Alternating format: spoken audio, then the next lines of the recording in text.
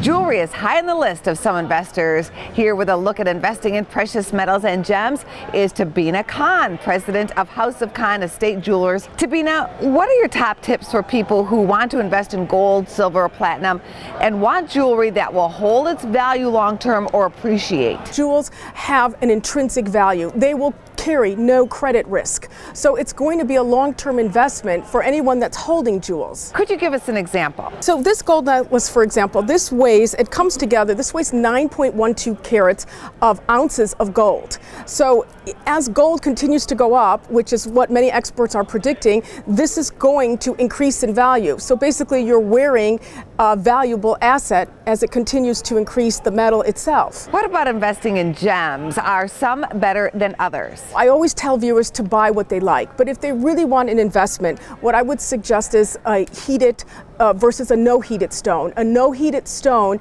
is basically a color that is of natural resources. In other words, it's not enhanced by any man-made productions. So I brought this one on the show. This is a ruby ring that is no heat, and the saturation is completely even, and it's valuable because it's rare. Mostly the stones out there are going to be heated. This happens to be no heat, which really is very predominant in the estate jewelry. You'll find many more no heated stones in estate jewelry than you will in brand new merchandise. That's interesting. Why is that? It's basically the rarity of it.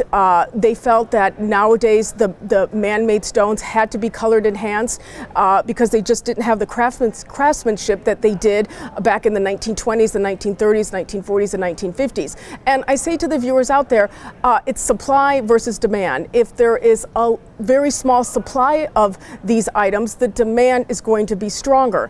And keep in mind, it's going to be more rarer. Do you have customers looking specifically for jewelry as an investment, and what are they choosing? They're choosing predominantly an abundance of different types of jewels, but also really what's lately, and only it's because gold has continued to increase in value.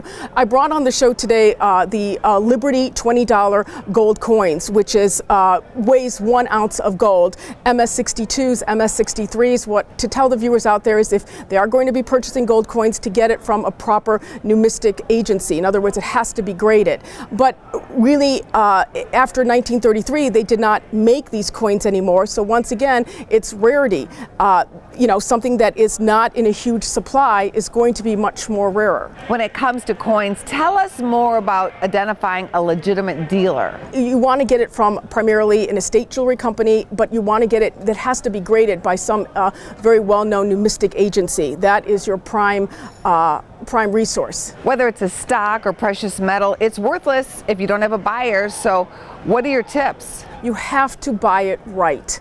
And that is, control your cost.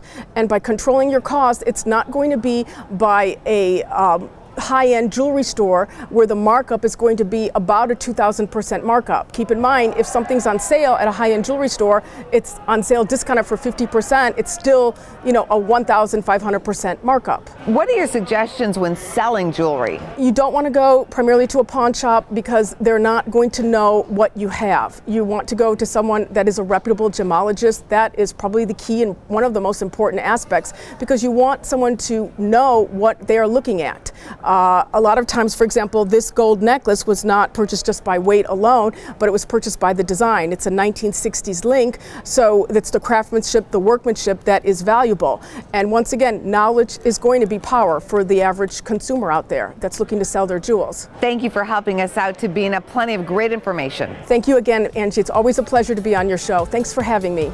Check out businessfirstam.com to find out where to see our entire show. And don't forget to like, follow, and share Business First AM.